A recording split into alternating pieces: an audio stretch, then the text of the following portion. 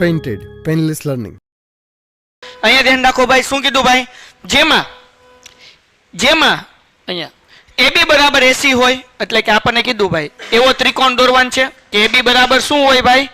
AC. હાલો દોરી લઈએ ભાઈ, જાગોશ ને બધાય? અહીંયા A, અહીંયા B અને AB બરાબર AC. આ બે બાજુ કેવી છે? સમાન છે. હોય તેવા ABC નો વેધ AD છે. વેધ એટલે કે આમ ઊભી લાઈન દોરવાની, બરાબર ને? આને કહેવાય વેધ. આને શું કહેવાય ભાઈ? વેધ. કયો આપ્યો વેધ ભાઈ? AD. વેધ કે એટલે અહીંયા મતલબ એવો થાય કે D આગળ ખૂણો પડે એ 90 અંશનો પડે. કેટલા અંશનો પડે? કેમ ખબર પડે ભાઈ? શું કીધું છે ભાઈ? વેધ. બરાબર ને? AD શું છે? વેધ છે. AD શું છે ભાઈ? વેધ છે. તો આપણે બે વસ્તુ પક્ષમાં લખી નાખીએ. બધા ધ્યાન, અહીંયા હું લખું છું પક્ષ. પક્ષમાં શું લખવાનું ભાઈ? AB બરાબર, હાલો AB બરાબર AC. હાલો ડન થઈ ગયું. અહીંયા ધ્યાન રાખો. પછી બીજી વસ્તુ, આપણને વેધ કીધું એટલે ખબર પડી કે આવડો આ ખૂણો અને આવડો આ ખૂણો કેટલાનો થાય? 90 નો. એ ડાયરેક્ટ આપણે લખી નાખશું. હાલો આગળ વ્યા જઈએ. સાબિત કરવાનું છે કે AD BC ને ડુ ભાગે છે. એટલે આ AD જે લાઈન છે એ BC ને ડુ ભાગે, એનો મતલબ એવો થાય બે સરખા ભાગ કરે. એટલે આપણે સાબિત કરવાનું છે કે BD બરાબર DC. તેના માટે આપણે આ બે ત્રિકોણ લેવા પડશે, હા કે ના? તો આ ત્રિકોણનું નામ શું થાય? ABD.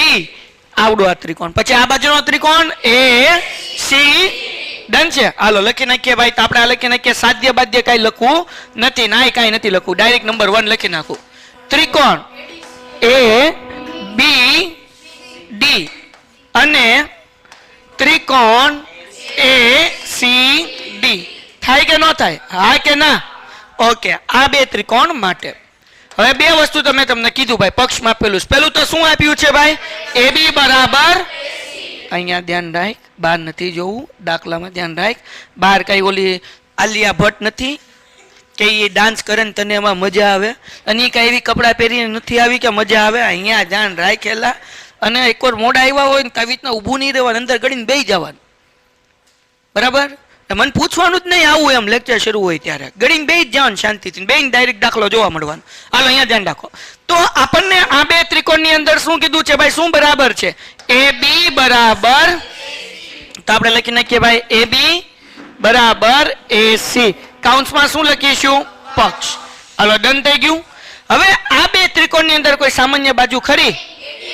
AD. તો આપણે લખી નાખીએ AD બરાબર AD. શું લખશું? સામાન્ય બાજુ. હાલો બધાને ખબર પડે કે ન પડે? હવે આ બે ત્રિકોણની અંદર મેં તમને કીધું આ ખૂણો કેટલાનો છે ભાઈ?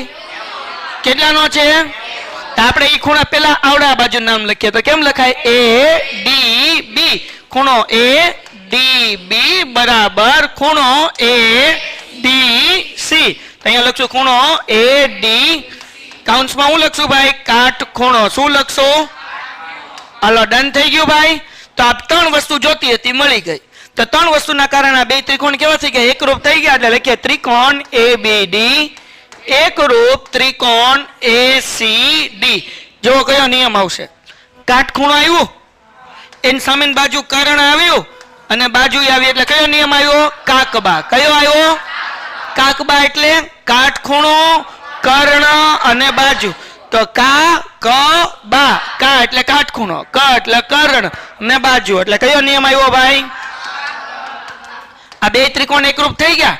હવે બે ત્રિકોણ એકરૂપ છે તો આવડું આ BD બરાબર આપણે શું લખીએ કે CD અથવા DC, જે લખવું લખાય, પણ બરાબર કઈ વાંધો નથી. એટલે BD અને DC આ બે હરખું થઈ ગયું. કયા નિયમથી ભાઈ? CP CT. અને તેથી આપણને પેલું સાબિત થાય. તેથી એનો મતલબ એવો થાય, આ બે હરખા ભાગ પડે ને, તો એનો મતલબ એવો થાય તેથી AD એ BC ને દુ ભાગે. હા કે ના? હજી આગળ વ્યા જાય. નંબર 2 ઈ પૂરું થઈ ગયું. શું કીધું? AD એ ખૂણા A ને દુ ભાગે છે. તો હવે આપણે આ બે ત્રિકોણ સરખા છે કે નહીં? એકરૂપ. તો આવડો આ ખૂણો અને આવડો આ ખૂણો બે કેવા થાય? સમાન. કયા નિયમથી? CP. તો આપણે લખીએ ભાઈ આ ખૂણાનું નામ શું લખાય? BAD. એટલે લખીએ ખૂણો BAD બરાબર CAD બરાબર ને, ખૂણો CAD. શું લખવાનું? CP. હવે બે ખૂણા હરખા છે એનો મતલબ શું થાય ભાઈ? AD એ ખૂણા A ને દુભાગે. જો ભાઈ દાખલો થઈ ગયો પૂરો. ડન. ખાલી બે ત્રિકોણને એકરૂપ સાબિત કરવાના હતા, બીજું કઈ છે નહીં. હાલો ભાઈ, આ દાખલો નથી, આ શું છે? દાખલો જ છે, ધ્યાન રાખજો. હાલો જો અહીંયા પણ દાખલો સમજવાનો છે બરાબર ને. આપણે બે ત્રિકોણને એકરૂપ જ સાબિત કરવાનું છે, પણ થોડું સમજજો કે જેથી કરીને વાંધો ન આવે. તો હું પક્ષમાં લખું છું કે જેથી કરીને ઉપરથી ખાલી હેઠે હું કરી દેવામાં આવે, ઉતારો મારી દેવાનો. હાલો કલર ચેન્જ કરી નાખું. ત્રિકોણ ABC ની બે બાજુઓ AB અને BC તથા મધ્યગા AM અને PQR ની અનુરૂપ બાજુઓ PQ, QR તથા મધ્યગા PN સમાન છે. ત્રણ વસ્તુ સમાન છે એક ત્રિકોણમાં. આપણે એમ કીધું કે AB અને આનું PQ હરખી છે. જુઓ ત્રિકોણમાં AB અને BC તથા મધ્યગા AM અને PQR ની અનુરૂપ બાજુઓ PQ અને QR તથા મધ્યગા PN સમાન છે. એટલે કવિ એવું કહેવા માંગે છે કે AB જેટલું છે એટલું શું છે? PQ છે. AC જેટલું છે એટલું શું છે ભાઈ? PR છે. અને આ મધ્યગા તે શું છે ભાઈ? સમાન છે. AM PN.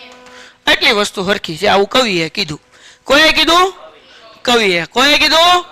હા. તો હવે ધ્યાન રાખો, તો પક્ષમાં લખી નાખવું છે કે સમજાઈ ગયું છે? લખવું હોય તો લખવાનું. શું લખવાનું? AB બરાબર તો અહીંયા લખી નાખું AB બરાબર PQ.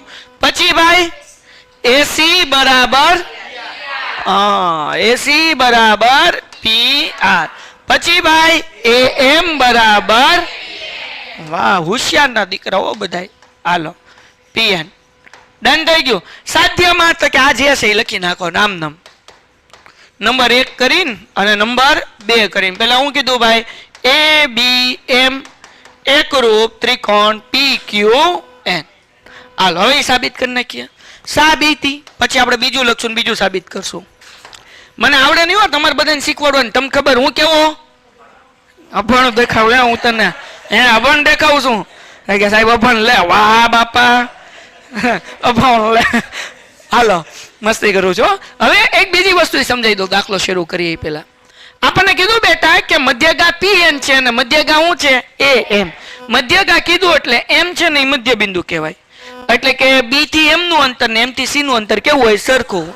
આ N છે એ મધ્યગા છે એટલે Q થી N નું અંતર ને N થી R નું અંતર બે શું હોય? સમાન. કેમ? કારણ કે આપણને કીધું AM મધ્યગા છે અને PN શું છે ભાઈ? મધ્યગા છે. ડન થઈ ગયું? કોઈને કઈ ડાઉટ? ઓકે આગળ વ્યા જઈએ, આ કામ આવશે હમણાં. હાલો પેલું લખીએ. ત્રિકોણ ABM અને ત્રિકોણ PQN માટે. જાગોશ ને બધા? ઓકે. હવે આ ત્રિકોણ ક્યાં છે? કયો? ABM. તો કે સાહેબ અહીંયા છે. ABM છે કે નહીં? ઓકે. સો हियर इज त्रिकोण, इधर दूसरा त्रिकोण PQN. હા કે ના? ઓ બોલો વાહ. બસ બસ બસ થઈ ગયું. હવે આ બે ત્રિકોણમાં હરખું શું છે કયો ભાઈ? પેલા AB બરાબર PQ. આપણે અહીંયા જ લખ્યું ને પક્ષમાં, તો અહીંયા લખી નાખીએ AB બરાબર PQ. હું લખી નાખીએ ભાઈ પક્ષ. હા કે ના? પછી આપણને આગળ બીજી વસ્તુ છે. શું છે બેટા? AM બેનો ઉભો લીટો બરાબર ને? તો આપણે લખી નાખીએ AM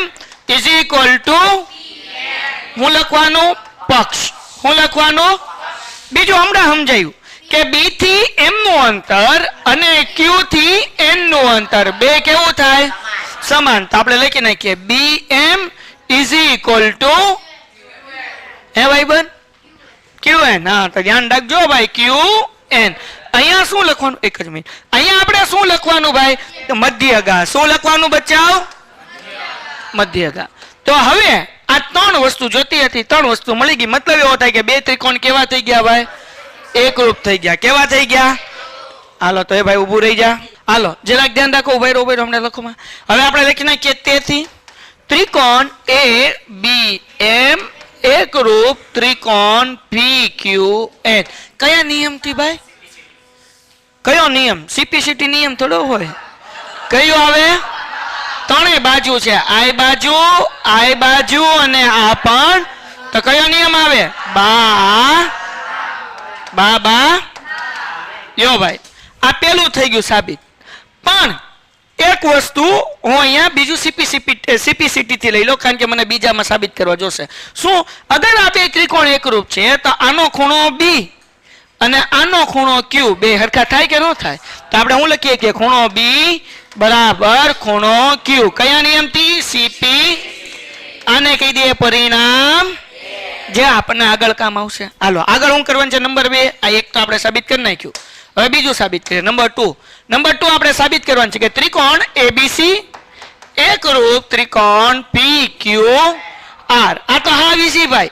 બે વસ્તુ પક્ષમાં આપી છે અને એક CPCT માં ગોતી છે, મૂકી દેવાનું છે. દાખલો થઈ ગયો પૂરો. બોલો બે ત્રિકોણનું નામ લખી નાખીએ. અહીંયા નંબર 2 આપી દો. હું લખું છું ત્રિકોણ ABC અને ત્રિકોણ PQR માટે. હાલો જાગો છો? ઓકે બોલો. આપણને ખબર જ છે આખો ત્રિકોણ ABC આખો ત્રિકોણ બરાબર ને, અને આખો ત્રિકોણ PQR. જાગો છો? હવે જરાક જોજો ભાઈ. AB બરાબર AC નહીં PQ. AB બરાબર PQ. હાલો ડન થઈ ગયું. પછી બીજું ખૂણો B બરાબર, હમણાં જ સાબિત કર્યું ને આપણે. અહીંયા લખી નાખું પક્ષ, અહીંયા લખો ખૂણો B બરાબર ખૂણો Q. હું લખવાનું? પરિણામ 1. શું લખવાનું બચ્ચાઓ? પરિણામ 1. ઓકે. હવે એક વસ્તુ મેં ભૂલમાં લખી નાખી, BC. આ બરાબર જ લખ્યું તો અહીંયા લખેલું છે ને, મેં B અહીંયા AC ભૂલમાં લખાઈ ગયું હતું. દાખલામાં આપણને કઈ બાજુ આપી? BC અને QR. એટલે કે આ BC અને આવડું આ QR. એટલે હું પક્ષમાં સુધારો કરું છું. BC બરાબર QR. એ આપણને આપેલું છે, એ મૂકી દઈએ આપણે. દાખલામાં કીધેલું છે, જો BC કીધેલું છે અને શું કીધું છે?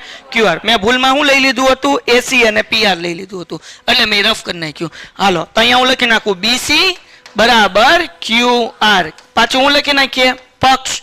તો હવે આ બાજુ થઈ ગયું, આ ખૂણો થઈ ગયો અને આ બાજુ થઈ ગયું. તો બે ત્રિકોણ એકરૂપ થઈ ગયા. કયા નિયમથી? બા અહીંયા લખીએ તેથી ત્રિકોણ ABC એકરૂપ ત્રિકોણ PQR. કયા નિયમથી? બા. મને કેમ ખબર પડી મિત્રો મારી ભૂલ છે? એમ મારી ખબર પડી. જો મેં એક આ બાજુ લીધી, એક આ ખૂણો લીધો, તો હવે વધ્યું હું બાજુ. એટલે મને ખબર પડી કે આવડી લાઈન હોવી જોઈએ. એટલે મને ખબર પડી કે મેં પક્ષ લખવા હું કરી છે ભૂલ ઉતાવળમાં. AB હતું અને મેં ભૂલમાં AC લખાઈ ગયું. AC નહોતું લખવાનું હતું BC. અને ભૂલમાં આવડું આ PR લખાઈ ગયું. PR નહોતું લખવાનું, હું લખવાનું હતું ભાઈ QR લખવાનું હતું. ડન થઈ ગયું? કોઈને કઈ ડાઉટ છે? ઓકે. તો હવે આ ત્રિકોણમાં કઈ બે બાજુ ઓળખી થઈ? તો કે AB અને PQ, BC અને QR. એ પક્ષ લખવામાં ધ્યાન રાખવાનું, જે મારી પહેલા ભૂલ પડી હતી. કોઈને કઈ ડાઉટ છે? દાખલો થઈ ગયો પૂરો. Painted Painless Learning.